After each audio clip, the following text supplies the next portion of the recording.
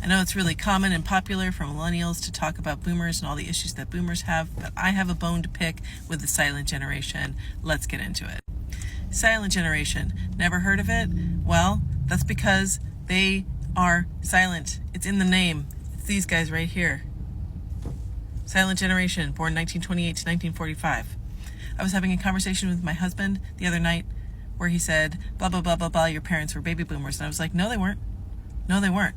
They were silent generation. He's like, silent generation? What's that?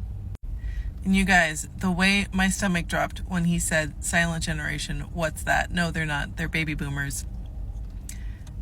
I mean, it just tells you everything you need to know about having been raised by the silent generation is the fact that nobody knows that I was raised by the silent generation.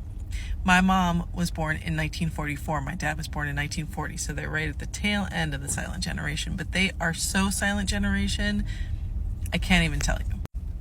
And for most of my life, the conversation was really dominated by boomers. Like, boomers have really monopolized the conversation on generational differences for my whole life because they were the most populous. They're the biggest generation. So they were around and they were talking when I was a kid. But they did not have the influence on my life that the silent generation did. So why are they called the silent generation? I don't know. Could be because they were born either right before or in the middle or just after the Great Depression. And if you think that the Great Depression was well over by the time my dad was born in 1940, you're telling me that the people who had kids during the silent generation, the parents of the silent generation, you're telling me that they just lived through a decade of the worst economic collapse that you can imagine and just like got out on the other side of it and were like, cool, we're just at war with the whole world now, everything's fine. No. So originally they were named the silent generation because there was a news article in 1951 that characterized this generation as just kind of working hard and getting on with it. And I can't tell you how much this describes my parents. They were so much that just work hard and get on with it generation. They did not talk about anything. If you were raised by someone from the silent generation, you knew maybe 4 anecdotes about their childhood. You knew some autobiographical sketch details, like maybe where they were born, and how many brothers and sisters they had. And then you knew like 4 stories about their childhood. And that was it. And even if you asked them, they would not always volunteer information. You would have to pry it out. Pry it out. I have a million examples of this, but one of them was I went to my grandmother's funeral, my dad's mom, in Rochester, New York, and it was at my aunt's house, and I had met my aunt, and I'd met all my aunts and uncles before. But I had cousins that I did not know existed. I had never heard their names. I didn't know whose parents they belonged to. I didn't know anything about them. Can you imagine growing up until you're in your 20s and you have cousins that you don't know about? Just because your dad, it doesn't occur to him to fucking tell you who your cousins are. Not only that, turns out my grandma had fostered some kids because she's that kind of cool person, and their kids were at the funeral, and they were talking about, they knew about me. I didn't know about them because it didn't occur to my dad to tell me anything. Another story of silent generation on my mom's side. So I didn't know until I was in my 40s how her mom, my grandmother, died. So my mom's mom died when she was 5. I knew that. That was a biographical sketch that I knew. I'm sure I asked her how she died. She did not tell me. She never told me until I was in my 40s. She was in her 70s. And she finally said, you know, my dad told us that my mom died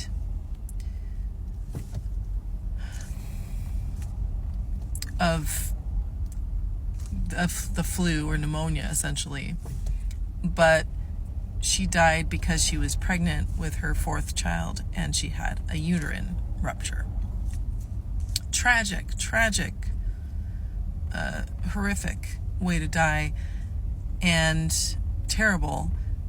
And I think if we're talking about Greatest Generation, it's very on brand for them to lie to their kids about a medical reality, right? That's on brand. But the fact that my mom knew that my grandfather was lying about how her mom died, and she still didn't talk about it. That's the motherfucking silent generation. Do you understand? You guys, if you think the boomers were bad, talk about the scars of the Great Depression. My mom used empty margarine containers as Tupperware and would not throw them out. She had a whole entire cupboard full of empty margarine containers that she used as Tupperware. And it didn't occur to me that this was weird until I went to other people's homes and saw that they did not, in fact, have a whole cupboard full of empty margarine containers. We recently went to her house to clean out some of her clothes because as she's gotten older and she has dementia now, and she lives on the coast and she's always cold, you know, she's real skinny now, so she's always cold. So basically we went to just like take out any of her warm weather clothes because she's just not wearing them. And we were cleaning out anything that had holes in it, anything that was stained. You know, we're trying to keep her clothes up to date. And my sister takes something out of the closet and she holds it up to me. And it is a nylon puffer jacket from the early 1970s that is so worn out, it's thin, it's stained, it's got paint on it, and the zipper is stuck. It's stuck closed at the bottom, but it won't zip up.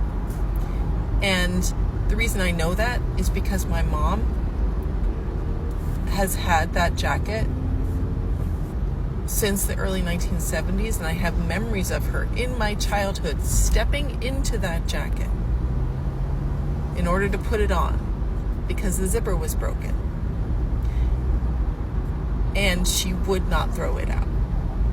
And I have memories from my childhood of her having this jacket that she would not throw out. She still had this jacket. And my sister and I both looked at this jacket and we just had this shudder of trauma of my mom refusing to throw anything away. It just, I can't explain the experience.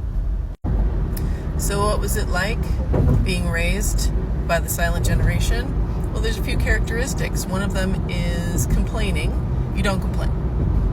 If you're complaining, you're wrong. Even if you're bringing up a concern or a feeling, you're wrong.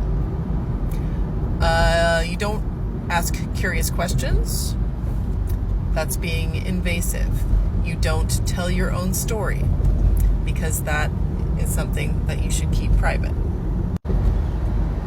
As far as your dreams, your goals, your aspirations, the silent generation are dream crushers. They want you to develop practical, marketable skills that will get you a good job, and that is the only thing that they care about.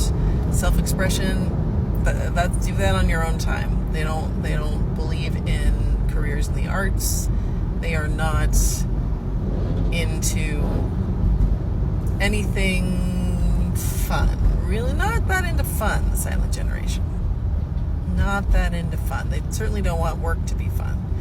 They want work to grind your soul down until there is nothing left.